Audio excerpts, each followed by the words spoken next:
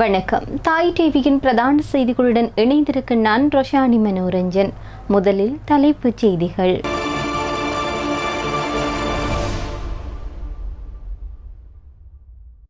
பொது அவசர கால நிலை மேலும் நீடிப்பு. 3ஆம் கட்ட அகழ்வின் 2ஆம் நாள் அகழ்வுகள்.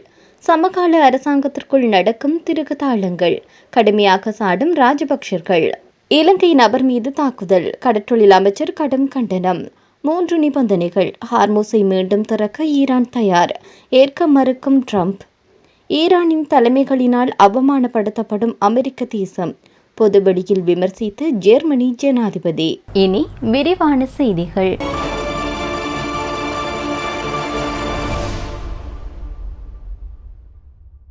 நாட்டில் நடைமுறைப்படுத்தப்பட்டுள்ள பொது அவசர கால நிலை மேலும் 1 மாதம் நீடிக்கப்பட்டுள்ளது.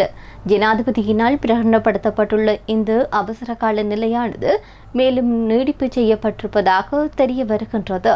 இதற்கான வர்த்தமானி அறிவித்தலை ஜனாதிபதியின் செயலாளர் நேற்றைய தினம் வெளியிட்டிருக்கின்றார். கடந்த டித்வா சூறாவளியினால் ஏற்பட்டுள்ள நெருக்கடியின் போது மக்களுக்கு நேர்த்தியான சேவைகளை வழங்குவதற்காக அவசர கால நிலை, அதாவது பொது அவசர கால நிலை கடந்த நவம்பர் மாதம் 29ஆம் திகதி அமுல்படுத்தப்பட்டுள்ளமை குறிப்பிடத்தக்கது. யாழ்ப்பாணம் செம்மணி மனித புதைகுழியின் 3ஆம் கட்ட அகழ்வு பணிகள் முன்னெடுக்கப்பட்டுள்ளன. கடந்த ஆண்டு செப்டம்பர் மாதம் 2ஆம் கட்ட அகழ்வு பணிகள் தற்காலிகமாக நிறுத்தப்பட்டிருந்த நிலையில் அகழ்வு நடவடிக்கைகள் தற்போது மீண்டும் தொடங்கப்பட்டுள்ளது. நேற்றைய தினம் எலும்புக்கூடுகள் எவையும் அடையாளம் காணப்படவில்லை என குறிப்பிடப்பட்டுள்ளது.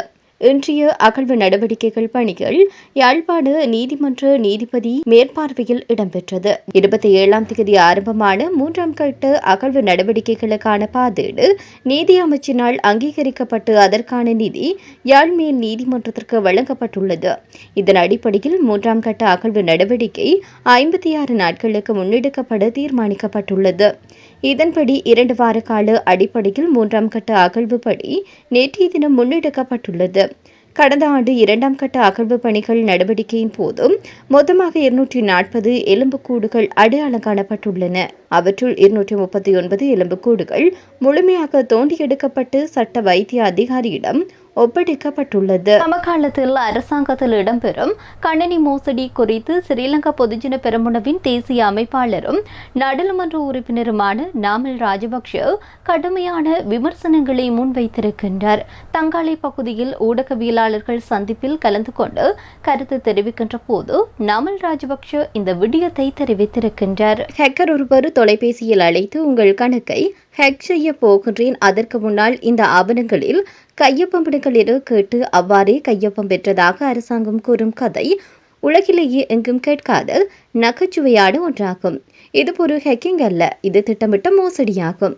நிதி அமைச்சின் கணக்கிலிருந்து பணம் திருடப்பட்டுள்ளமை மற்றும் வீதி அபிவிருத்தி அதிகார சபையில் சில நிறுவனங்களுக்கு 2 முறை கொடுப்பனவுகள் வழங்கப்பட்டுள்ளது. இவ்வாறான பாரிய நிதி மோசடிகள் தொடர்பில் ஜனாதிபதியும் நிதி அமைச்சரும் பொறுப்பு கூற வேண்டும் என்று ஹேக்கர் தலைமறைவாக இருப்பதாக கூறி நீண்ட காலம் தப்பிக்க முடியாது என நாமல் சுட்டிக்காட்டினார்.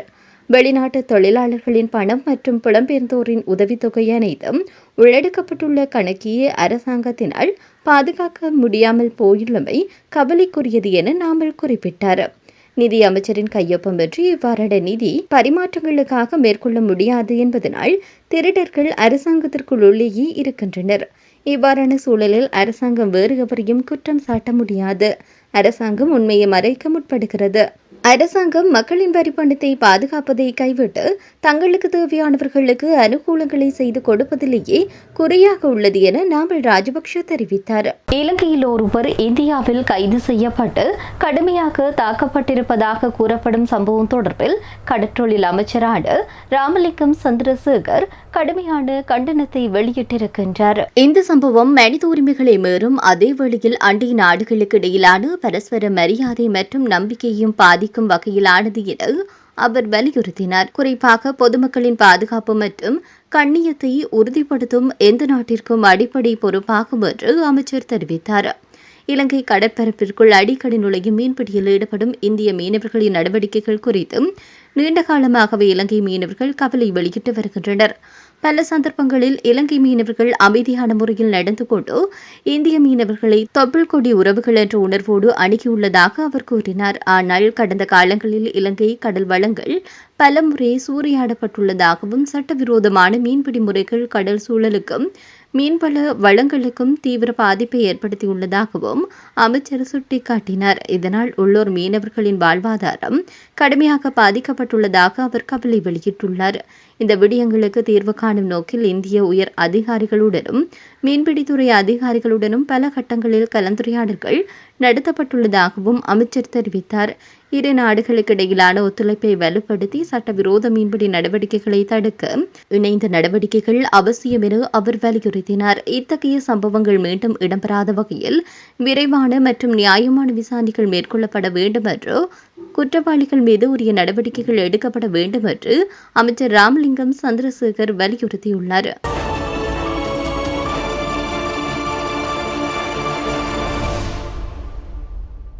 அமெரிக்க ஜனாதிபதி டொனால்டு டிரம்பிற்கு ஈரான் முன்வைத்திருக்கக்கூடிய கோரிக்கைகளில் திருப்தி இல்லை என்று தகவல் ஒன்று வெளியாகியிருக்கிறது. இந்த முன்மொழிவில் மூலம் மத்திய கிழக்கில் ஏற்பட்டிருக்கக்கூடிய இந்த போரை முடிவுக்கு கொண்டு வந்து ஹார்முஸ் நீரிணையை திறப்பதற்கான ஏற்பாடுகளுக்காக இந்த முன்மொழிவு வைக்கப்பட்டிருப்பதாக ஈரான் தெரிவித்து நிற்கின்றது. அமெரிக்கா ஆயுதம் பெறுவதை எப்படியும் தடுக்க வேண்டும் என்று அவர் தெரிவித்தார். ட்ரம்ப் மற்றும் அவருடைய பாதுகாப்பு குழு இந்த முன்மொழிவில் சந்தேகத்துடன் உள்ளனர். ஈரான் அணு ஆயுதம் பெறக்கூடாது என்பது ட்ரம்ப் உறுதியாக இருக்கின்றார். இதுவே இந்த மோதலின் முக்கிய காரணங்களில் ஒன்றாக குறிப்பிடப்படுகிறது. ஈரானுடனான போரிலிருந்து வெளியேறுவதற்கு அமெரிக்காவிடம் முறையான உத்திகள் எதுவுமில்லை என்றும் ஈரானிய தலைமைக்கினால் ஒட்டுமொத்த அமெரிக்க தேசமும் அவமானப்படுத்தப்பட்டு வருவதாகவும் ஜெர்மனி ஜனாதிபதி தகவல் வெளியிட்டுள்ளார். ஈரானியர்கள் மிகவும் திறமையாக பேச்சுவார்த்தை நடத்துவதாகவும் அவர்கள் நினைத்ததை விட மிகவும் வலிமையானவர்களாக இருப்பதாக அவர் பாராட்டியிருக்கின்றார். அத்துடன் அமெரிக்காவின் தற்போதைய நிலைப்பாடு சர்வதேச அளவில் அதன் செல்வாக்கிற்கு பாதிப்பை ஏற்படுத்தியுள்ளதாக குறிப்பிட்ட அவர் ஈரான் ராஜதந்திர நகர்வுகளை அமெரிக்காவை திணறடித்து வருவதாக சுட்டிக்காட்டினார்.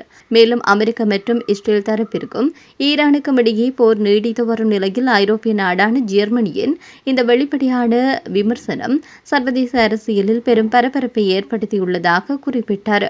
இதனைத் தொடர்ந்து பாகிஸ்தானின் மத்தியஸ்தம் மூலம் அமைதி பேச்சுவார்த்தைகள் ஒருபுறம் நடந்தாலும் ஈரானின் பிடிவாதமான நிலைப்பாடு மற்றும் அமெரிக்க ஜனாதிபதி டொனால்டு டிரம்பின் முரண்பட்ட அறிக்கைகள் காரணமாக போர் எப்போது முடிவுக்கு வரும் என்ற கேள்வி உலக நாடுகள் மத்தியில் எழுந்துள்ளது என்று அவர் இதன்போது சுட்டிக்காட்டினார்.